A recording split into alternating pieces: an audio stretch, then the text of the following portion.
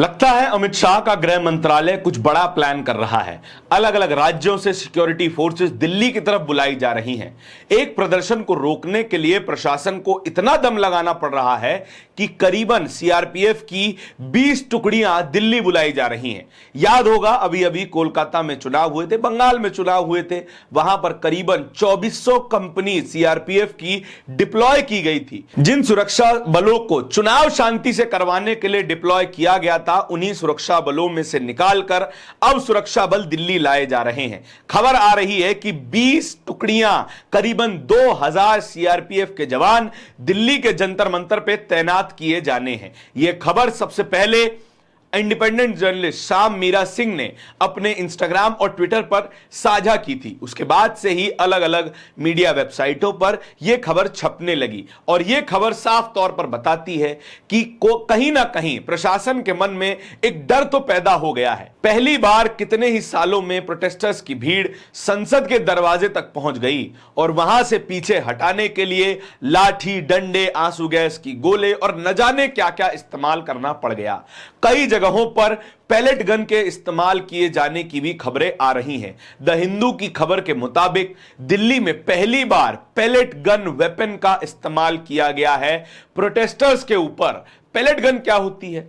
Pellet gun एक तरीके का कारतूस ही होता है जिसे लो लिथैलिटी वेपन की कैटेगरी में रखा जाता है। इस गोली में छोटे छोटे कई छर्रे होते हैं जो कि हवा में डिस्पर्स हो जाते हैं और शरीर पर बेहद मामूली छोटे छोटे घाव पड़ जाते हैं।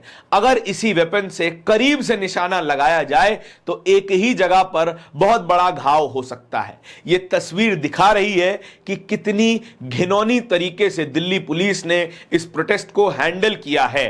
हालांकि दिल्ली पुलिस ने पैलेट गन के इस्तेमाल पर कोई बयान नहीं दिया है। कहीं पर बयान है भी तो केवल इनकार किया है, डिनायल किया है। तो फिर हिंदू के पास यह खबर कहां से पहुंच गई? क्या इस बात पर दिल्ली पुलिस कोई क्लैरिफिकेशन दे पाएगी? इसके अलावा शाम मीरा सिंह ने एक और वीडियो जारी किया है। उस वीडियो में शाम मीरा सिंह बता रहे हैं कि दिल्ली के जंतर मंतर के पास आईटीबीपी को भी डिप्लॉय किया जाना शुरू कर दिया गया है। इंडो तिब्बतियन बॉर्डर पुलिस, जो पुलिस चाइना बॉर्डर पर तैनात होती है, वहां से उनको हटा करके दिल्ली में तैनात किया जा रहा है। क्या दिल्ली पुलिस के पास वो क्षमता नहीं है जो कि इन प्रदर्शनकारियों को रोक सके? क्या दिल्ली पुलिस के पास उतने जवान नहीं है कि इन प्रदर्शनकारी जवानों को शांति प्रिय ढंग से डिस्पर्स करवा सके?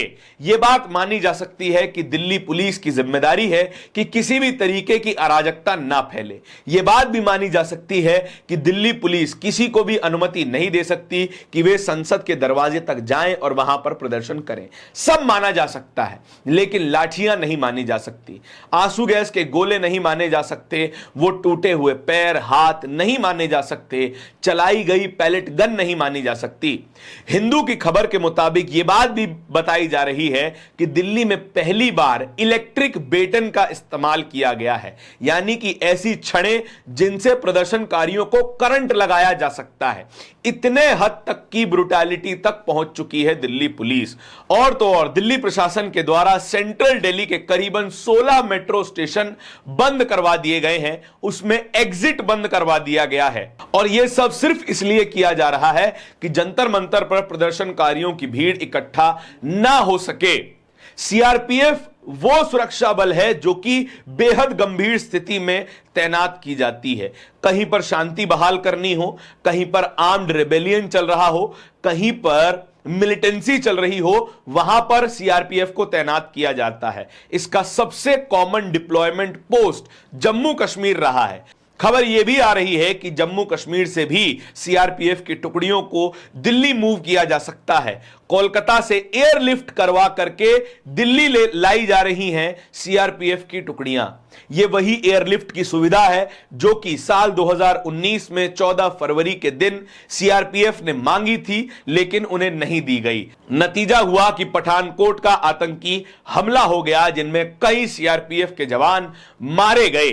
अगर तब एयरलिफ्ट की सुविधा दे दी जाती तो फिर कई जवान बच सकते थे, कई परिवार उजड़ने से बच सकते थे। लेकिन आज जब सरकार को जरूरत पड़ी है, आज जब सरकार की कुर्सी हिल रही रही है, कांप रही है, तो उन्हें एयरलिफ्ट करवाया जा रहा है। यानी कि बीजेपी सरकार को इन जवानों की कुछ नहीं पड़ी, यानी कि इस बीजेपी सरकार को इन युवाओं की कुछ नहीं पड़ी जो फिलहाल के लिए शिक्षा व्यवस्था में बदलाव की मांग कर रहे हैं, नीट के पेपर लीक के दोषियों की जांच की मांग कर रहे हैं, धर्मेंद्र प्रधान के इस्तीफे की मांग कर रहे हैं।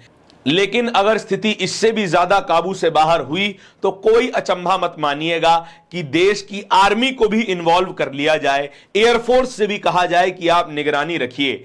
एयरफोर्स से यह तो कह ही दिया गया था कि आप नीट के पेपर सेंटर्स तक लेकर के जाइए, मानो कोई डिलीवरी सर्विस हो, कोई लॉजिस्टिक सर्विस हो, कोई ट्रांसपोर्ट सर्विस हो। देश के युवाओं के पास, देश के तमाम अडल्ट्स के पास वो अधिकार है कि वे सामान्य तौर पर जाकर शांतिपूर्ण तरीके से जंतर मंतर पर प्रदर्शन कर सकते हैं, अपनी बातों को मनवा सकते हैं, अपनी बातों पर मांगे रख सकते हैं। लेकिन उन्हीं मांगों को रोकने के लिए, उसी भीड़ को शांत कराने के लिए, उसी भीड़ को भगाने के लिए क्या कुछ जतन नहीं किए जा रहे। इस प्रदर्शन को खत्म करवाने का बेहद आसान तरीका अमित शाह के पास था, लेकिन अमित शाह ने वो नहीं चुना। बनिस्बत वो चाहते हैं कि ज्यादा से ज्यादा पुलिस फोर्स, अर्धसैनिक बल, रिजर्व्ड पुलिस फोर्स को डिप्लॉय कर दिया जाए और इस पूरे प्रदर्शन पर क्रैकडाउन कर दिया जाए। श्याम मीरा सिंह ने यह वीडियो जारी किया है। क्या लिखा है? Breaking, for the first time ITBP, the force that protects the India-China border has reached Jantar Mantar. Security arrangements in New Delhi have been further intensified. The Red Bike ने भी ये खबर साझा की है। क्या लिखा है? 16 metro stations closed at security tightens around Jantar Mantar. 16 metro station बंद कर दिए गए हैं। दिल्ली मेट्रो ने भी यह जानकारी अपने एक्स पर साझा की है।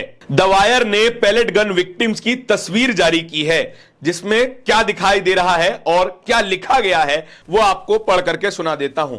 One of the people grievously injured during police action at the Sansad march on Monday July 20th, 25-year-old Sharik Irshad Mansoori underwent a surgery at Lady Harding Hospital on Tuesday and appears to have been the victim of the pellet gun or a similar weapon.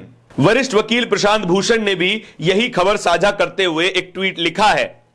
The government has shut down 16 metro stations around Jantar Mantar, also learning that several companies of CRPF are also being flown to Delhi. Is this a preparation of more brutal crackdown? Such a crackdown will only fuel the fire that the government has lit by its arrogant behavior towards our youth. Eminent people including MPs should go to Jantar Mantar. Prashant Bhushan तमाम लोगों से appeal कर रहे हैं कि वे जंतर मंतर जाएं, उन्हें जंतर मंतर जाना चाहिए। तमाम एमपी से अपील की जा रही है, तमाम एमपी समर्थन भी दे रहे हैं, अलग अलग पार्टी के नेता भी समर्थन दे रहे हैं।